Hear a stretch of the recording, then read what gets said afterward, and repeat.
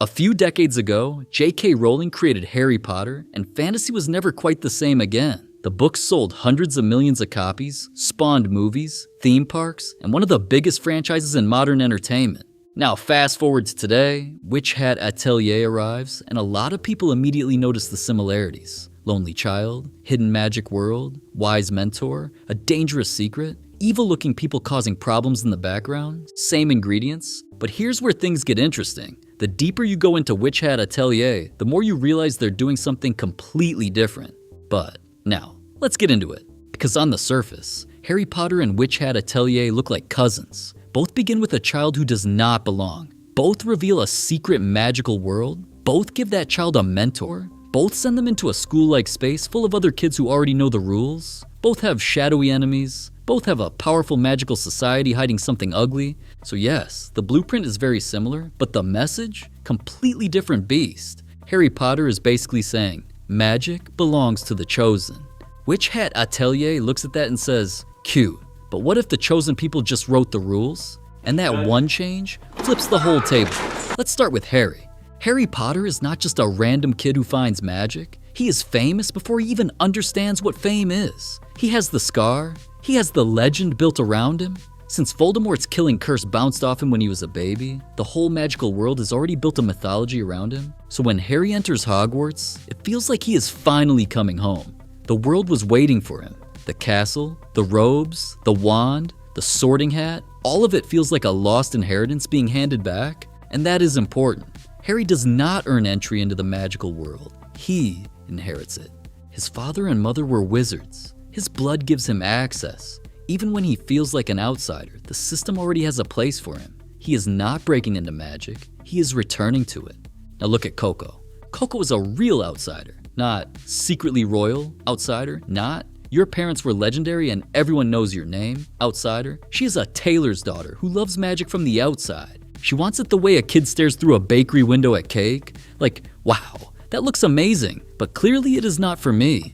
Then one day she sees Keyfree drawing magic with ink and glyphs, and boom, her entire world cracks open. Because magic is not some sacred inborn gift. It is a skill. Anyone can learn how to do it. You just need the right knowledge, tools, and technique.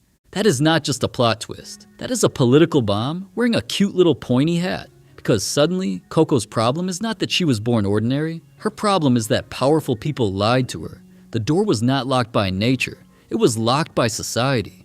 That is the first huge difference. Harry discovers he belongs. Coco discovers she was excluded.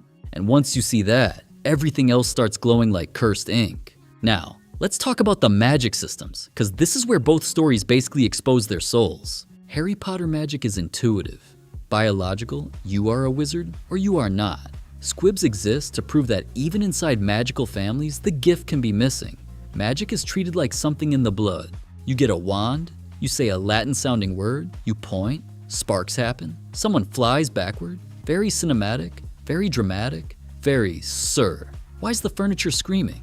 And yes, it is fun. It is iconic. It gives you wand duels, big emotional clashes, and that delicious feeling of power exploding out of pure will. But the system also reinforces inequality. Magic is a birthright. Some people have it, some people do not.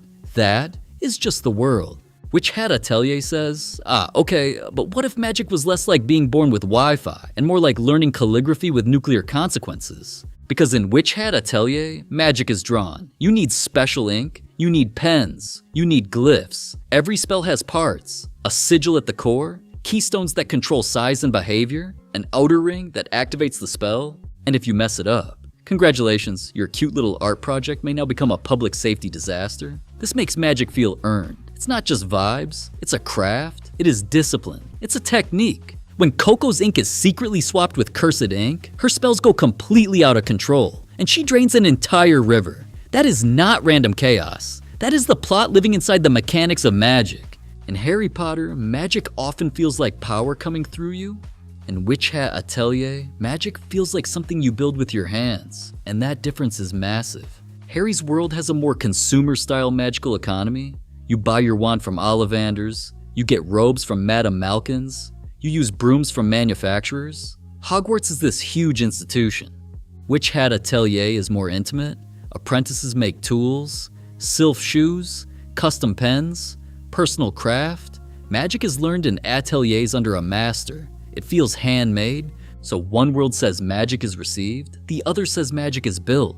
And now the stories start to split even harder. Structurally, they are weirdly close. Both have a child outside magic, both have trauma that begins the journey, both have a school-like setting, Hogwarts on one side, Kiefer's Atelier on the other. Both surround the hero with peers who already belong, both have dangerous enemy groups, Death Eaters here, Brimmed Caps there. Both have mentors who are wise, powerful, and definitely hiding things.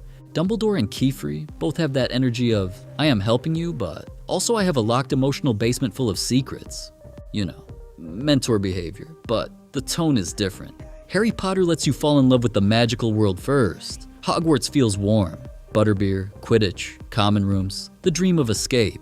The world is dangerous, sure, but the early feeling is wonder. Witch Hat Atelier has wonder too. Magic shops, different kinds of magic, cozy learning moments, that soft slice of life charm where you think, oh, this is adorable. And then the story quietly places institutional corruption on the table like a cursed dessert. Because Witch Hat Atelier doesn't pretend its magical world is a utopia. From early on, something feels wrong. The Knights Morales erase memories. The Brimmed Caps are not just evil for evil's sake. They exist because of the Day of the Pact, when pointed hat witches decided to limit who could draw magic. The reason was to prevent the wars caused by widespread magic. So now the conflict is not simple.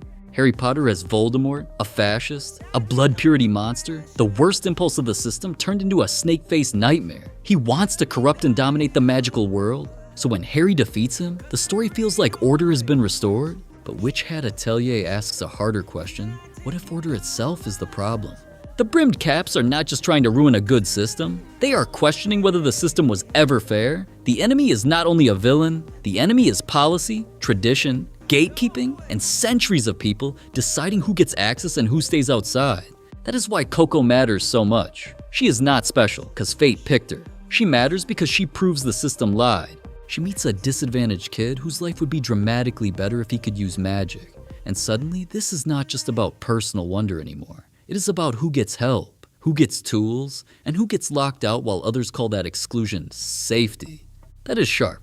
Harry Potter is about destiny. Witch Hat Atelier is about access. Harry's suffering becomes part of a chosen one path. The scar becomes almost like a crown he didn't know he had. The world is shaped around the idea that brave, good people can defeat evil and restore balance. Coco's journey begins with the opposite realization. She wasn't secretly chosen. The magic she adored so much was never impossible for her. It was hidden from her, and that makes Witch Hat Atelier feel like a response to the fantasy idea of special blood and chosen children. It says, what if magic does not belong to the rare few? What if it belongs to anyone who can learn? Same genre, same basic setup, same magical doorway, but two authors looking at magic and asking completely different questions. J.K. Rowling asks, what if you were special all along? Shirahama asks, what if everyone could be, but the powerful got scared? And that second question hits differently, because one story gives you the fantasy of belonging to a hidden world, while the other gives you the fantasy of finding out the hidden world had no right to hide itself from you in the first place. So yes, Harry Potter and Witch Hat Atelier may share the same skeleton, but the bones are walking in opposite directions, and that's why this comparison is so fun. Harry Potter gives you the dream of finding out you were special all along, while Witch Hat Atelier gives you something sharper. The idea that maybe everyone could be special if someone had not locked the door first. Which kind of magic story hits harder for you? Drop your answer in the comments, and if you enjoyed this little magical kitchen disaster, you know what to do.